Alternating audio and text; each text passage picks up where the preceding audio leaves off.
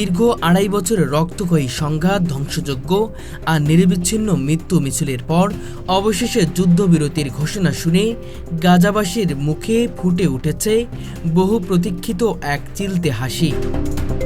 গত কয়েক বছরে অবরুদ্ধ গাজা উপত্যকায় মৃত্যু, ক্ষুধা, আতঙ্ক আর শোকে ভরপুর দিন কাটাতো মানুষগুলো আজ যেন প্রথমবারের মতো স্বস্তির নিঃশ্বাস নিচ্ছে। যুদ্ধবিরতি ঘোষণার মুহূর্তেই গাজার রাস্তায়, শরণার্থী শিবিরে, ধ্বংসস্তূপের মাঝে এবং ভাঙা ঘরবাড়ি উঠানে এক অনির্বাচনীয় আবেগ ছড়িয়ে পড়ে। কেউ কান্নায় ভেঙে পড়েছে আনন্দে, কেউ নিঃশব্দে আকাশের দিকে তাকিয়ে কৃতজ্ঞতা প্রকাশ করছে। অনেকদিন পর রাস্তায় দেখা গেছে নারীদের মুখে হাসি আর পুরুষদের চোখে নতুন করে বেঁচে থাকার আশার আলো।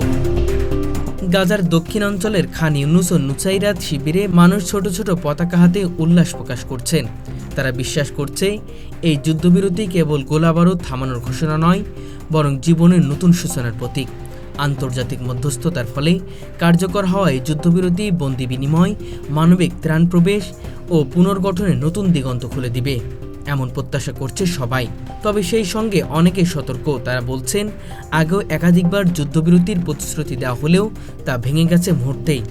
তাই এবার তারা চান বাস্তবে স্থায়ী শান্তি নিশ্চিত হোক। ২ বছরেরও বেশি সময় ধরে চলা সংঘাতে হাজার হাজার মানুষ নিহত হয়েছে, অসংখ্য শিশু এতিম হয়েছে, হাসপাতাল, স্কুল, মসজিদ, এমনকি ত্রাণকেন্দ্র ধ্বংস হয়ে গেছে। শহরের অধিকাংশ ভবন ধ্বংসস্তূপে পরিণত হয়েছে। খাবার ও বিশুদ্ধ পানির তীব্র সংকটে মানবিক বিপর্যয় নেমে এসেছে। এই পরিস্থিতিতে যুদ্ধবিরতির খবর গাজাবাসীর জন্য যেন এক ফোঁটা আশার আলো। আন্তর্জাতিক দাতারা, জাতিসংঘ ও মানবিক সংস্থাগুলো ইতিমধ্যে জরুরি সহায়তা পাঠানোর প্রস্তুতি শুরু করছে।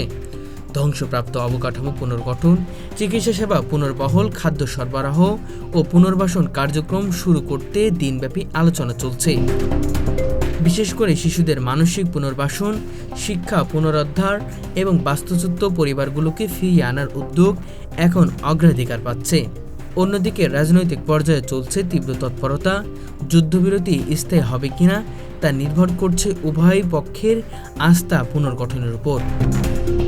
মানবাধিকার সংস্থাগুলো বলছে, যুদ্ধবিরতি বাস্তবায়নই হবে এখন সবচেয়ে বড় পরীক্ষা। এতে শুধু শান্তি ফিরবে না, বরং বহু বছর ধরে চলা অবরোধ, মানবিক সংকট কিছুটা হলেও লাঘব হবে। যদি শান্তি স্থায়ী হয়, তবে হয়তো একদিন গাজার আকাশে আবার উঠবে রঙিন ঘুড়ি, বাস্তবে শিশুরা হাসির শব্দ, আর ফের জেগে উঠবে প্রাণের শহর গাজা। এই মুহূর্তে গোটা বিশ্ব তাকিয়ে আছে এই হাসি যেন আর না মুছে যায়।